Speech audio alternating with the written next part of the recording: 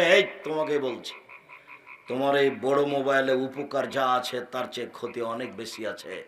তোমার মোবাইলে দিনরাত জেনা হয়, তুমি তা দেখো, নগ্ন মেয়ে দেখা তোমার স্বাদ, এটাই তোমার নেশা। আজকে তুমি এই মোবাইলে পেশাব করে দিয়ে উঠবা যে তোকে আর আমি কোনোদিন ব্যবহার করব না। শয়তান তোমাকে ফাঁকি দিয়েছে, শয়তান তার উদ্দেশ্য বাস্তবায়ন করার প্রাণপণে চেষ্টা চালিয়ে যাচ্ছে, কিন্তু আমি আর আপনি বুঝতে পারি না তার চেষ্টা কত। আবার এইদিকে ভিতরে একটা আত্মা দিয়েছেন আল্লাহ, ইন্না নাফসা আমালাত বিসুয়ে। আত্মা সবসময় মানুষকে পাপের আদেশ করে। আত্মা বারবার বলে দেখ মোবাইল দেখ, সিনেমা দেখ, ল্যাংটা বেটি ছেলে দেখ, দোকানে বসে থাক, মাথায় টুপিতে দোকানে বসে থাক। এটা শয়তান বলছে, এটা আত্মা বলছে।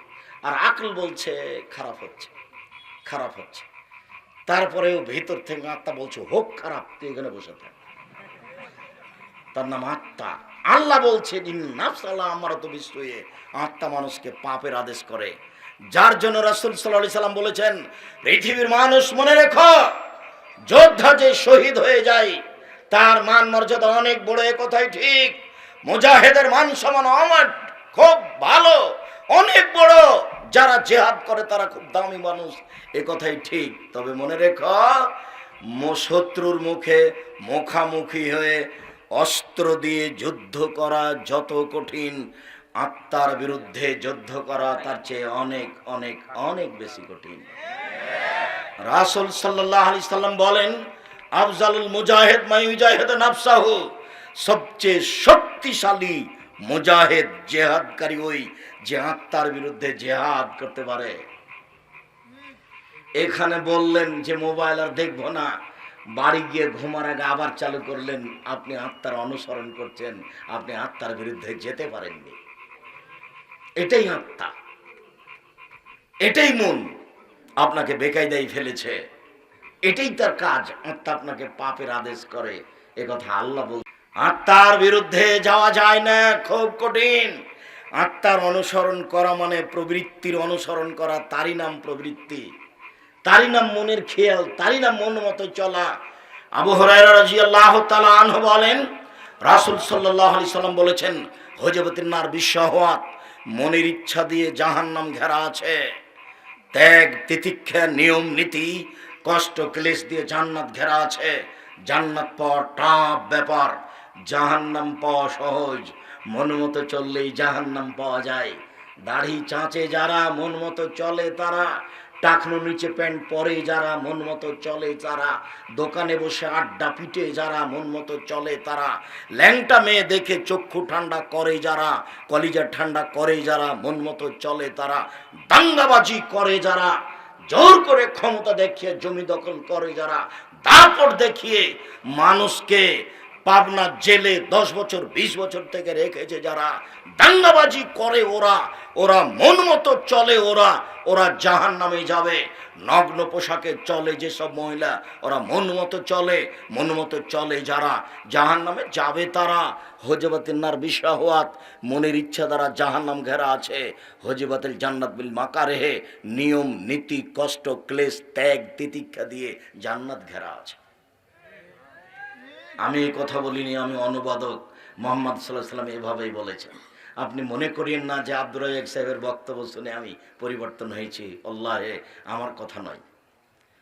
90 সাল থেকে আমি কোনোদিন অপ্রয়োজনীয় বাক্য বলিনি, আমি কোনোদিন কেসা কাহিনী বলিনি, আমি কোনোদিন মাযহাবের বিরুদ্ধে কথা বলতে যাইনি, আমি কোনোদিন সরকার বিরোধী বক্তব্য দিতে যাইনি। আমি কোনোদিন আমার পরিচয় জাতিকে দিইনি। জাতি যখন চাপ দিয়ে বলেছে, আব্দুর রাজ্জাক সাহেব বিজ্ঞাপন পোস্টারে কি লিখবো আপনারা একটু বলেন না কিছু, আপনার কি ডিগ্রি আছে, তখন আমি বলেছি আমার নাম আব্দুর রাজ্জাক আর আমার বাপের নাম ইউসুফ, বাপ বেটা মিলে আব্দুর রাজ্জাক বিন ইউসুফ। এর চেয়ে বেশি আমি 90 সাল থেকে এখন পর্যন্ত বলিনি।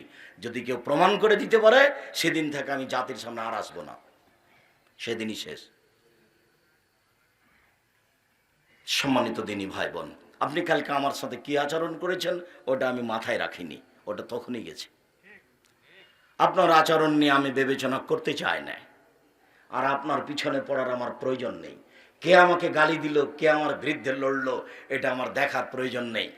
আমাকে ওসি বলছে ওই কোথায় যেন সিলেট, তো বলছে আপনি খালি সিগনেচার করেন, মামলা আমি চালাবো। আচ্ছা ওসি সাহেব, আমি কারো বিরুদ্ধে মামলা করি না, করবো না। যারা অন্যায় করেছে তারা তার ফল ভোগ করবে, তবে আমি বলছি আল্লাহ তুমি তাদের হেদায়েত করো। আমি ধর্মের নামে জাতিকে ফাঁকি দিইনি। 5,000 কোটির মানের হানি মামলা আমার নামে হবে, আমি মানের হানি করলাম কি করে? কবি নজরুল ইসলাম বললেন, মসজিদের পাশে কবর দিও ভাই, এই গুনাহগার কবর আযাব হতে পাইবে রেহাই। আমি বলেছি ভুল বলেছেন। মসজিদের পাশে কেন? কারো কবর যদি কাবা ঘরের নিচে হয় তবে রক্ষা হবে না, এই চার তার কর্ম দিয়ে হবে। ভুল বলেছেন তিনি। আমি এ কথা বললাম, তার মানের হানি হলো কি করে? 5,000 টাকা 5,000 কোটি টাকার মামলা হবে মানে? ঠাকুর যতবার বলেছে ও মা তোমার আকাশ তোমার বাতাস, ঠাকুর ততবার বলেছে ও কালিমা তোমার আকাশ তোমার বাতাস। কালিমার বাপের আকাশ। আমি তার মানের হানি করলাম কি করে? ভুল সিদ্ধান্ত। জজ আমাকে বলছে, আপনি আব্দুর রাজ্জাক বিন ইউসুফ, পিস টিভির আলোচক। জি। বলছেন আপনার মামলা আমি খারিজ করে দিলাম। যখন উঠে আমি দাঁড়িয়েছি সুনামগঞ্জ সিলেট কোর্টে, যখন আমি উঠলাম তখন জজ আমাকে বলছেন, আব্দুর রাজ্জাক সাহেব আপনি এই কারণে এখানে এসেছেন আমার মনে হয় না, অন্য কোনো কারণ হবে। যাক, মামলা ছাড়াই আপনার সাথে আমার কিছু কথা। এভাবে নথিটা উল্টে রেখে দিয়ে 15 মিনিট আমার সাথে কথা বললেন। অন্য কোনো কথা, আমার বক্তব্য নিয়ে কথা বললেন। তা আমাকে উকিল বলে দিয়েছেন আপনি মুখ খুলবেন না। আজকে আমি নেতা আর আপনি আমার অধীনে থাকবেন। আর জজ কিন্তু খুব দামি জিনিস, ওর কথা যেটা সেটাই চূড়ান্ত, কথা নড়ে না। হাকিম নড়ে তো হুকুম নড়ে না, খুব সাবধান থাকবেন। আচ্ছা ঠিক আছে। তা আমি আর কিছু বললাম না। অনেক কিছু বলার পরে বললেন ঠিক আছে আপনার জামিন মঞ্জুর করলাম। 15-16 মিনিট কথা বলার পরে অনেক স্বাদ ছিল আমার সাথে তার কথা বলার, তো দীর্ঘ সময় ধরে কথা বললেন।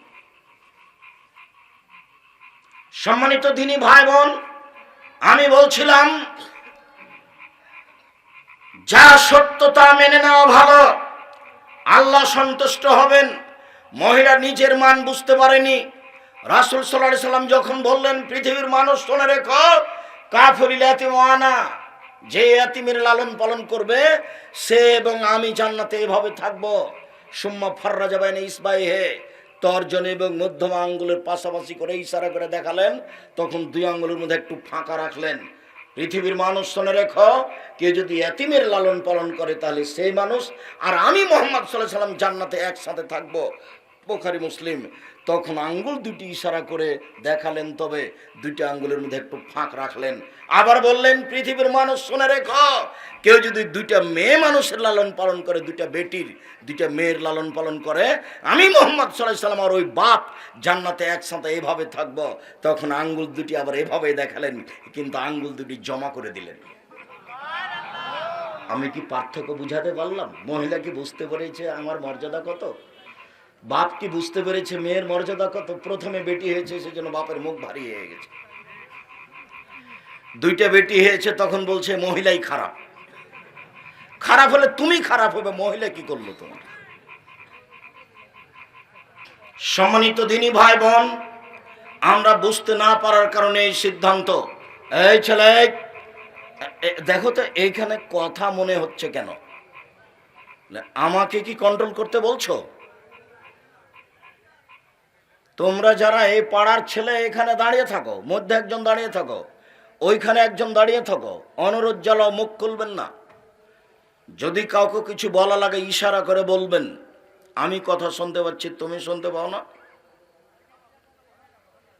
আর যাকে আপনি থামাচ্ছেন তাকে আপনি মুখে কথা বলে থামাবেন না, মুখ বন্ধ করে হাতের ইশারা করে অনুরোধ করে থামাবেন। আর দয়া করে আপনি আপনার প্রয়োজন আমাকে দেখায়েন না, যেহেতু আপনার প্রয়োজন আমি দেখব না। আমি আপনার জন্য এসেছি, আর আপনার এমন কোনো কাজ নাই যেটা আমার এই কথার চেয়ে জরুরি হতে পারে। আমি এই কথা নিজের বলিনি, এই কথা মুহাম্মদ সাল্লাল্লাহু আলাইহি সাল্লাম বলেছেন, তাই আপনাকে আমি শোনালাম।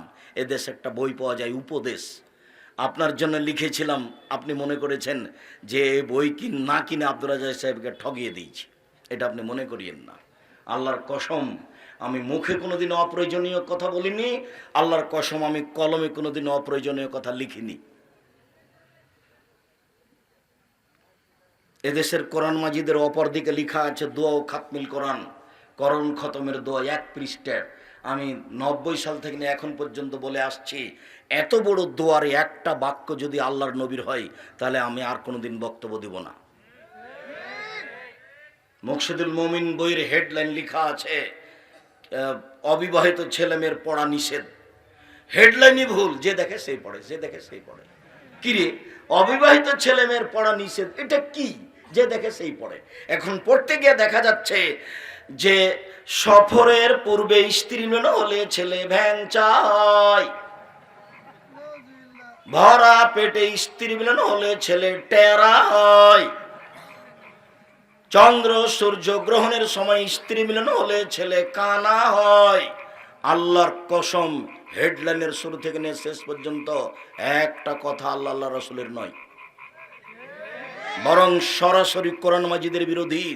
কোরআন মাজিদে আল্লাহ বলছেন, পৃথিবীর মানুষ নিসাউকুম হারসুল্লাকুম ফাতু হারসাকুম আন্নাশাইতুম, তোমাদের স্ত্রী তোমাদের জমি, তোমাদের স্ত্রী তোমাদের ক্ষেত, তোমরা তোমাদের জমিতে আসো, তোমাদের খেতে আসো তোমাদের ইচ্ছে মতো, সকালেই কি, বিকেলেই কি, দুপুরেই কি, ভরা পেটে কি, সফরের পূর্বে কি, চন্দ্রগ্রহণ লাগলে কি আর না লাগলে কি। এই কথা আল্লাহর কথা, এভাবে লিখে থাকবে। মানুষ ধর্ম বিকৃত করতে চেষ্টা করতে কম করেনি। আবারও বলছি, যতক্ষণ আপনার সামনে আছি আপনাকে আমি মূল্যায়ন করার জন্য অনুরোধ জানাচ্ছি। আপনি আমার দিনী ভাই, দয়া করে আপনি কোনো কাজ দেখাবেন না আমাকে। আমি জাতিকে ফাঁকি দিতে আসিনি। ইবাদতের জগতে সবচেয়ে দামি ইবাদত সিয়াম, রোজা। আমি সবসময় সিয়াম শব্দ ব্যবহার করব, রোজা ব্যবহার করি না। রোজা আর সিয়াম এক নয়। রোজা মানে উপবাস থাকা, আর সিয়াম মানে বিরত থাকা, দুইটা এক নয়। রোজা শব্দ কোরআনেও নেই, হাদিসেও নেই। সিয়াম শব্দ কোরআনেও আছে, হাদিসেও আছে। নামাজ শব্দ কোরআনেও নেই, হাদিসেও নেই। সালাত শব্দ কোরআনেও আছে, হাদিসেও আছে। জাহান্নাম শব্দ কোরআনেও আছে, হাদিসেও আছে। দোজখ শব্দ কোরআনেও নেই, হাদিসেও নেই। জান্নাত শব্দ কোরআনেও আছে, হাদিসেও আছে। বেহেশত শব্দ কোরআনেও নেই, হাদিসেও নেই। আল্লাহ শব্দ কোরআনেও আছে, হাদিসেও আছে। খোদা শব্দ কোরআনেও নেই, হাদিসেও নেই। কিভাবে চলছে? জোর করে। হুজুর যখন শুনছেন যে খোদা চলবে না, তখন এমন ভাবে খেপে যাচ্ছে, কে বলেছে খোদা চলবে না? হুজুর যদি একটু ঠান্ডা হয়ে বলতেন, অবশ্য ঠিকই, খোদা শব্দ ফার্সি ভাষা, এটার চেয়ে আল্লাহ বলাই ভালো, আপনারা আল্লাহ বলার চেষ্টা করেন খোদা না বলে। এইভাবে বললে পরিবেশ একটু ঠান্ডা থাকতো। হুজুর যখন শুনলেন যে খোদা চলবে না, তখনই এমন খেপে গেলেন, যার কারণে জনগণ সঠিকটা পাচ্ছে না। জনগণ মনে করছে, বলছে, হ্যাঁ হুজুর তো খেপে বলেন, কে বলেছে চলবে না? তাহলে খোদা তো চলবে। কিয়ামত পর্যন্ত সময় থাকলো খোদা শব্দ কোরআন মাজিদে পাওয়া যাবে না, হাদিসেও পাওয়া যাবে না। রোজা শব্দ কোরআন মাজিদেও পাওয়া যাবে না, হাদিসেও পাওয়া যাবে না। নামাজ শব্দ কোরআনেও পাওয়া যাবে না, হাদিসেও পাওয়া যাবে না। আরো উল্লেখ্য যেগুলো নাম, নাউনের পরিবর্তন হয় না। কোরআন মাজিদ বাংলাতে কোরআন, উর্দুতে কোরআন, ইংরেজিতে কোরআন, ফার্সিতে কোরআন, আরবিতে কোরআন, মানে নামের পরিবর্তন হয় না। ইসলাম নির্ভর করে 5টা জিনিসের উপরে: 1 কালেমা, 2 সলাত, 3 জাকাত, 4 সম, 5 হজ। হজ ঠিকই আছে, জাকাত ঠিকই আছে, কালেমা ঠিকই আছে, সলাত পেল্টে সলাত পরিবর্তন হয়ে নামাজ হয়েছে, সিয়াম পরিবর্তন হয়ে রোজা হয়েছে। দুটা পরিবর্তন হয়েছে, লক্ষ্য উদ্দেশ্য খারাপ আছে। নইলে ওগুলো পরিবর্তন হলো না, এগুলো পরিবর্তন হলো কেন? কেন হবে? ও তো কোরআন মাজিদের শব্দ। কেন হবে? ও তো আল্লাহর দেওয়া নাম। কেন হবে? ও তো নবীর দেওয়া নাম। সম্মানিত দিনী ভাই বোন, আমরা আপনাদের আলোচনায় বলতে থাকবো সিয়াম। তখন বুঝতে পারবেন তো সিয়াম। ইবাদতের জগতে সবচেয়ে দামি ইবাদত সিয়াম। কয়েক মিনিট আগে এইটা দেখাই। আবু হুরায়রা রাদিয়াল্লাহু তাআলা আনহু বলেন, রাসূল সাল্লাল্লাহু আলাইহি ওয়াসাল্লাম বলেছেন, কুল্লু আমাল ইবনে আদম ইজাফুল হাসানাতু বিআশরি আমসালিহা সাবিমিয়াতি জাইফ। আদম সন্তানের সব নেকি 10 থেকে 700 হয়। আরো যখন আদম সন্তান এক কোরআন মাজিদের একটা আয়াত পড়ে তখন অক্ষর প্রতি 10 নেকি হয়ে যায়। আর ফেরেশতাকে বলেন, আল্লাহ লিখে দাও, 10 নেকি লিখো, বাড়াও, 700 করো, আরো করে দাও। যখন মানুষ হজ করে তখন আল্লাহ বলেন, নেকি লিখে দাও, 10 লিখো, আরো বাড়াও, ওকে 700 আরো বেশি করে দাও। মানুষ যখন সালাত আদায় করে তখন আল্লাহ বলেন, নেকি লিখে দাও, আরো বাড়াও, 700 আরো বাড়িয়ে দাও। মানুষ যখন সিয়াম পালন করে তখন আল্লাহ বলেন, না ফাইনাহু লি ওয়া আনা আজিজি বিহি, সিয়াম আমার ব্যাপার, প্রতিদান আমি দিব, এটা আমার ব্যাপার। আমি জিবরাইল মিকাইল কোনো ফেরেশতাকে বলবো না নেকি লিখে দাও। এটা কোনো সাধারণ ইবাদত নয়, এটা ভিন্ন ধরনের ব্যতিক্রম ইবাদত, যেটা আমার সাথে সম্পৃক্ত, অতএব নেকি আমি দিব। আরো উল্লেখ্য যে সিয়ামের কোনো 5-10 নেকি নাই। সিয়াম পালন করলে 10 নেকি হবে, সিয়াম পালন করলে 500 নেকি হবে, সিয়াম পালন করলে 1000 নেকি হবে, সিয়াম পালন করলে কোন নেকি নাই। ইন্না লিল্লাহি ওয়া ইন্না ইলাইহি রাজিউন। নেকি নাই মানে জি এরকম কোনো নেকি নাই। তো সিয়াম পালন করলে কি হবে? সিয়াম পালন করলে জান্নাত। এই না, তুমি সিয়াম পালন করলে তো আমি তোমার জন্য জান্নাত রেডি করে রেখেছি। এই না,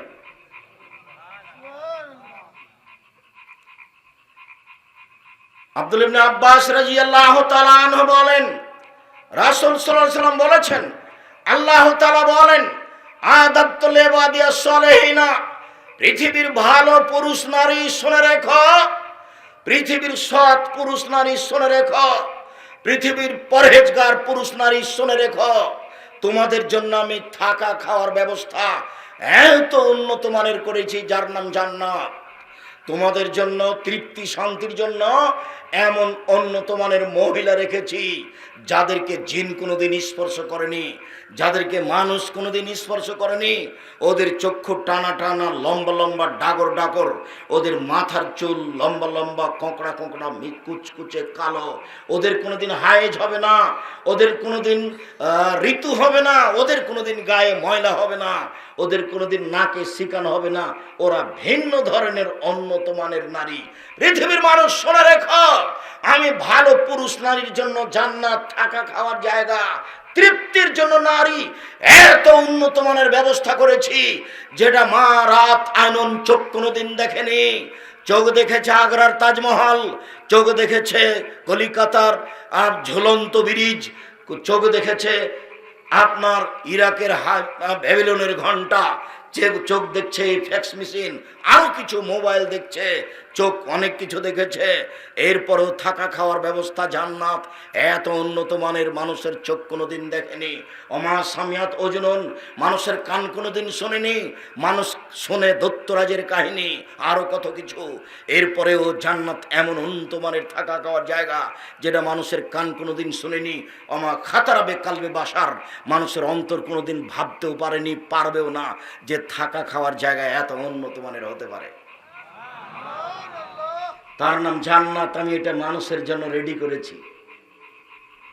আল্লাহ কথা বলছেন হাদিসে কুদসি, মানুষ যখন সিয়াম পালন করবে তখন আমি 5-10 নেকি নেই, আমি বললাম এই নাও জান্নাত নিয়ে নাও, এটাই তোমার জন্য আমি রেডি করেছি। সিয়াম ভিন্ন ধরনের ইবাদত, যার প্রতিদান আল্লাহ নিজে হাতে দিবেন, যেখানে কোনো 5-10 নেকির হিসাব নেই। সাহল ইবনে সাদ রাদিয়াল্লাহু তাআলা আনহু বলেন, এই ছেলেরা কেউ টিস্যু নিয়ে আসো তো। সাহল ইবনে সাদ রাদিয়াল্লাহু তাআলা আনহু বলেন, রাসূল সাল্লাল্লাহু আলাইহি ওয়াসাল্লাম বলেছেন, জান্নাত একটি দরজা 8টি, জাহান্নাম একটি দরজা 7টি। জান্নাত একটি দরজা 8টি, তার একটি দরজার নাম রায়ান। রায়ান মানে পানি পান করে তৃপ্তি লাভ করা। রাসূল সাল্লাল্লাহু আলাইহি ওয়াসাল্লাম বলেন, এজা দাখাল আখিরুহুম উগলিকা, যখন রায়ান দরজা সিয়াম পালনকারীর শেষ ব্যক্তি ঢুকে যাবে তখন এই দরজা বন্ধ করা হবে, এই দরজা দিয়ে অন্য কোনো মানুষ ঢুকতে পাবে না। কথা এখনো বুঝাতে পারিনি। মানুষ যখন জান্নাতে ঢুকবে তখন 8টি দরজা থেকে ফেরেশতা চিৎকার করে বলবেন, শোনো শোনো শোনো, যারা হজ করেছো এই দরজা দিয়ে আসো, শোনো শোনো, যারা দান করেছো এই দরজা দিয়ে আসো, শোনো, যারা সালাত আদায় করেছো তারা এই দরজা দিয়ে আসো, শোনো, যারা সিয়াম পালন করেছো তারা এই দরজা দিয়ে আসো। সবাই চিৎকার করে ডাকতে থাকবে। আবু বকর সিদ্দিক রাদিয়াল্লাহু তাআলা আনহু কথা শুনে বললেন, আল্লাহর নবী, একটা কথা বলেন তো, এমন কি কেউ হবে যাকে সব দরজা থেকে ডাকা হবে? আবু বকর, এদিকে আসেন, এদিকে আসেন। ওও বলবে, এদিকে আসেন, এদিকে আসেন। তো আল্লাহ রাসূল বললেন, আবু বকর, তুমি তার মধ্যে, যাকে সবাই ডাকবে, আসেন, আপনি এখানে আসেন, আপনি এই দরজা দিয়েছেন। ও বলছে, আর আপনি এই দরজা দিয়েছেন। ওরা বলছে, আপনি এই দরজা দিয়েছেন। এমন ব্যক্তি কে বলেন তো? আবু বকর সিদ্দিক রাদিয়াল্লাহু তাআলা আনহু। তো এইটা আমার মূল কথা নয়। মূল কথা হলো এই যে সিয়াম পালনকারীর শেষ ব্যক্তি ঢুকে গেলে এই দরজা বন্ধ হয়ে যাবে, তখন বাকিগুলো খোলা আছে। হজ পালনকারীরা দানের দরজা দিয়ে ঢুকতে পাবে, দানকারীরা হজ পালন করার দরজা দিয়ে ঢুকতে পাবে, কিন্তু সিয়াম ছাড়া এ দরজা দিয়ে ঢোকা যাবে না। এটা ভিন্ন, এর মান ভিন্ন। এই দরজা দিয়ে ঢুকতে হলে ওই ইবাদত থাকতে হবে যার নাম সিয়াম, যার নাম আমরা বলছি রোজা। যারা নগ্ন পোশাকে সিয়াম থাকে তারা সিয়াম থাকে না, তারা রোজা থাকে। দোলা ভাই দাওয়াত খাবে, বন্ধুরা দাওয়াত খাবে, তাই মহিলা 12টার সময় গেছে পাবনা বাজারে বাজার করতে, ইফতারি সাজাবে। 2টা থেকে নিয়ে ইফতারি সাজাচ্ছে। দোলা ভাই আজকে দাওয়াত খাবে, ইফতারি করবে এখানে, সুন্দর করে সবার সামনে পরিবেশন করছে। লম্বা লম্বা অথবা খাটো খাটো চুল ছাড়া আছে, নগ্ন পোশাকে খুব নাচানাচি করছে, দোলা ভাইয়ের সামনে খাওয়াচ্ছে, হাসি মুখে চলছে ইফতারি। এর নাম রোজা, এর নাম সিয়াম নয়। সূর্য ফজরের আজান থেকে নিয়ে সূর্য ডোবা পর্যন্ত খাওয়া পান করা, স্ত্রী মিলন, যাবতীয় অপছন্দ কথা ও কর্ম থেকে বিরত থাকার নাম সিয়াম। নগ্ন পোশাক পরে রোজা থাকা যায়, সিয়াম থাকা যায় না। নগ্ন মেয়েকে টিভিতে মোবাইলে দেখে রোজা থাকা যায়, সিয়াম থাকা যায় না। সুদ ঘুষ খেয়ে রোজা থাকা যায়, সিয়াম থাকা যায় না।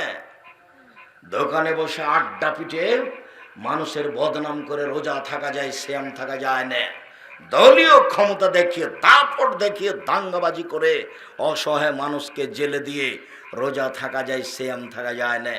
20 বছর থেকে পাবনা জেলে আছে, ওই লোকটা নিজেও জানে না আমি কেন জেলে। জজ জানে না ঘটনা কি, উকিল জানে না ঘটনা কি। কত তার দাপট সুন্দর করে সাজিয়েছে, সাক্ষী সাজিয়েছে, সাক্ষী বলছে আমি 2 চোখে মারতে দেখেছি। অথচ যার নাম দিয়েছে সেদিনও রংপুরে ছিল, পাবনাতেই ছিল না। পৃথিবীতে 3য় মহাপাপ মিথ্যা সাক্ষী। 1 নম্বর মহাপাপ শিরক করা, 2 নম্বর মহাপাপ পিতামাতার অবাধ্য চলা, 3 নম্বর মহাপাপ মিথ্যা সাক্ষী দেওয়া। জেনা মহাপাপ, তবে মিথ্যা সাক্ষীর মতো নয়। সুদ ঘুষ খাওয়া মহাপাপ, তবে মিথ্যা সাক্ষীর মতো নয়। মানুষকে হত্যা করা মহাপাপ, তবে মিথ্যা সাক্ষীর মতো নয়। এতিমের মাল খেয়ে নেওয়া মহাপাপ, তবে মিথ্যা সাক্ষীর মতো নয়। পৃথিবীতে 3য় মহাপাপ হলো মিথ্যা সাক্ষী দেওয়া। পৃথিবীতে 1 নম্বর মহাপাপ হলো শিরক। ভারত, বাংলাদেশ, পাকিস্তান শিরক দিয়ে ঢাকা আছে। শিরক হচ্ছে ঢাকনা। এদেশের মাটি শিরক দিয়ে ঢাকা আছে।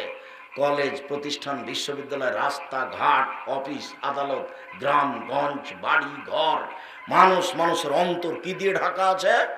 শিরক দিয়ে ঢাকা আছে।